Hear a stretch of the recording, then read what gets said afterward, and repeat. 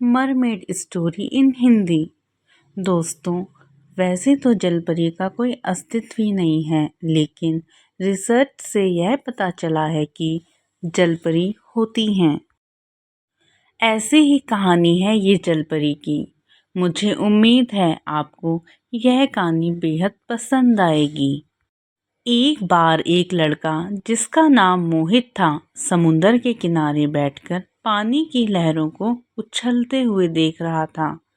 तभी अचानक समुंदर के बीचों बीच एक खूबसूरत लड़की नजर आती है और फिर अचानक वापस पानी में चली जाती है। लड़का यह देखकर चौंक जाता है। वह भागते हुए समुंदर के नजदीक पहुंचकर चारों तरफ नजर घुमाकर उसे देखने का प्रयास करता है, लेकिन उसे पानी के अलावा कुछ दिखाई ही नहीं देता। बहुत देर के बाद वह निराश होकर घर वापस आ जाता है। उसे लगता है कि यह उसका एक भ्रम होगा। भला समुंदर के इतने अंदर कोई कैसे तैर सकता है? मोहित के पिता एक जीव वैज्ञानिक हैं और उसकी माँ एक घरेलू महिला है।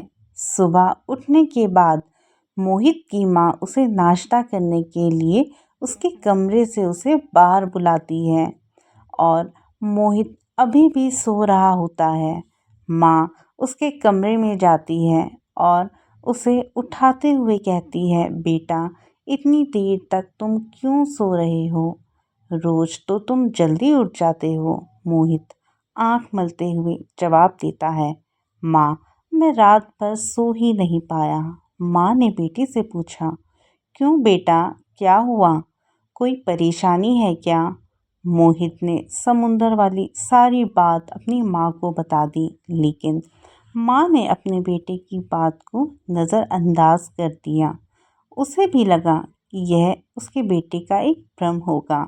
नाश्ते के बाद मोहित तैयार होकर समुंदर के किनारे फिर से पहुंच जाता है। उसे अब पूरी उम्मीद होती है कि आज भी उसे वह लड़की दिखेगी, और होता भी कुछ ऐसा ही है। अचानक समुंदर के बीच में से दोबारा उसे वही लड़की नजर आती है और मोहित के चेहरे में बहुत खुशी झलकने लगती है। वह भागते भागते समुंदर के नजदीक पहुंच जाता है। मोहित जोर से आवाज लगाता है कि कौन हो तुम? तुम्हारा क्या नाम है? लेकिन वह कोई जवाब नहीं देती और समुंदर के अंदर चली जाती है। मोहित उसके इंतज़ार में शाम तक बैठा रहता है। कई घंटों इंतज़ार के बाद मोहित हताश होकर अपने घर वापस जाने लगता है। तभी शांत समुंदर में एक बड़ी सी लहर दिखाई देती है और तभी वह लड़की मोहित की तरफ एक मोती फेंकती है और मोहित जैसे ही उस मोती को उठाता है, मानो उसे उस लड़की के बारे में सारी बातें पता चल जाती हैं। मोहित को ऐसा लगता है जैसे उस लड़की से उसका कई वर्षों का रिश्ता है। उस मोती की वजह से मोहित उस लड़की के दिमाग में चल रही हर बातों को भी महसूस करने लगता है। मोहित शाम होने के बाद घर आ जाता है, लेकिन उसका मन समुंदर के किनारे ही लगा हुआ था। दूसरे दिन सुबह उठते ही मोहित समुंदर जाने को तैयार हो गया। उसकी माँ ने उसे नाश्ता करने को कहा, लेकिन काम की जल्दी बात बताकर वह घर से निकलकर गया। मोहित को उस लड़की के दिमाग के संकेत समझ में आने लगे थे। उसे एहसास हो रहा था कि वह लड़की उसे बुला रही है और मोहित समुंदर के किनारे पर पहुंचते ही जोर से चिल्लाने लगता है, मैं आ गया, मैं आ गया, कहाँ हो तुम? लेकिन समुंदर में से कोई नज़र नहीं आता है। सुबह से शाम हो जाती है, लेकिन आज मोहित को वह लड़की नज़र नहीं आती। मोहित उदास मन से अपने घर पहुंच जाता है।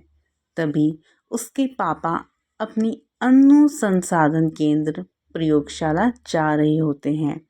वह अपने पापा को बाय कहता है और अपनी माँ से जाकर पूछता है कि माँ, आज पापा इतनी रात को अनुसंधान केंद्र क्यों जा रहे हैं। तभी मोहित की माँ उसे बताती है, अरे अभी उन्हें उनके प्रयोगशाला से फ़ोन आया था, तभी तुम्हारे पापा ने बताया कि समुंदर के किनारे एक जल परी मिली है जिसे रिसर्च सेंटर लाया गया है। मोहित के दिमाग में पहले ही ऐसे संकेत आ रहे थे कि लड़की किसी मुसीबत में है, लेकिन मोहित को नहीं पता था कि वह लड़की एक जल परी है। लेकिन यह खबर जानने के बाद मोहित अपनी बाइक उठाकर अपने पापा के अनुसंधान केंद्र प्रयोगशाला पहुंच जाता है और अनुसंधान केंद्र में बाहरी किसी भी व्यक्ति को आने की अनुमति नहीं होती। लेकिन मोहित इतने बड़े वैज्ञानिक का बेटा होता है, इस वजह से उसे अंदर आने दिया जाता है। मोहित अंदर पहुंचते ही अपने पापा से उस जल परी को देखने की जिद करता है। मोहित के पापा उसे डांटते हैं, तुम इतनी रात के यहाँ क्यों आए हो? यह उच्च स्तरीय बैठक चल रही है, तुम यहाँ से चले जाओ।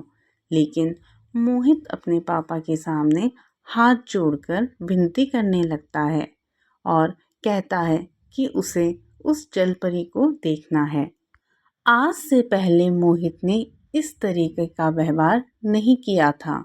उसके पापा को कुछ अजीब सा लगता है और वह मोहित को अंदर ले जाते हैं जहां उस जल परी को रखा गया है।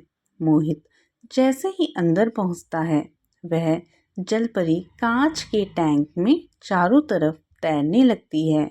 मोहित उसे देखते ही समझ जाता है कि ये जल परी वही लड़की है जो समुंदर के किनारे उसे नजर आई थी।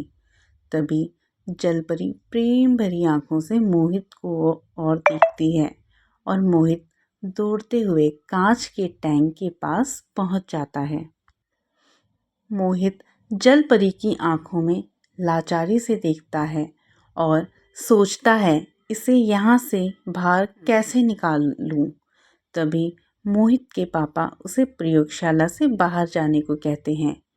मोहित आंखों के इशारे से जलपरी को बाय कहता है। अब वही जलपरी के दिल की बात भी समझ पा रहा था कि वह बहुत तकलीफ में थी। वह वहाँ से आज़ाद होना चाहती थी, लेकिन इतनी उच्च सुरक्षा के बीच में से जलपरी को आज़ाद करना नामुमकिन है। मोहित का एक दोस्त इंटरनेट हैकर होता है, जिसकी मदद से मोहित साइंस वैज्ञानिक अनुसंधान केंद्र प्रयोगशाला का कंप्यूटर एक्सेस करवा लेता है, जिससे उसे पता चलता है कि जल परी को अगले ही दिन दूसरे राज्य भेज दिया जाएगा। और साथ ही मोहित यातायात का नक्शा भी देख लेता है। वह अपने दोस्त के साथ उस जलपरी को आज़ाद करने की योजना बनाता है। योजना के अनुसार मोहित अपनी टीम के साथ दूसरे दिन ओवरब्रिज के पास इंतज़ार करता है। जैसे ही अनुसंधान केंद्र की गाड़ी जलपरी को लेकर समुंदर के ऊपर से गुजर रही होती है, तभी मोहित ट्रक ड्राइवर को इशारा करता है और वह जलपरी ले जाने वाली गाड़ी को धक्का मार के पुल से नीचे गिरा दिया जाता है। और जैसे ही ट्रक समुंदर की गहराइयों में जाता है, वह गोताखोर ट्रक के गेट को ऑटोमेटिक कटर से खोल देता है।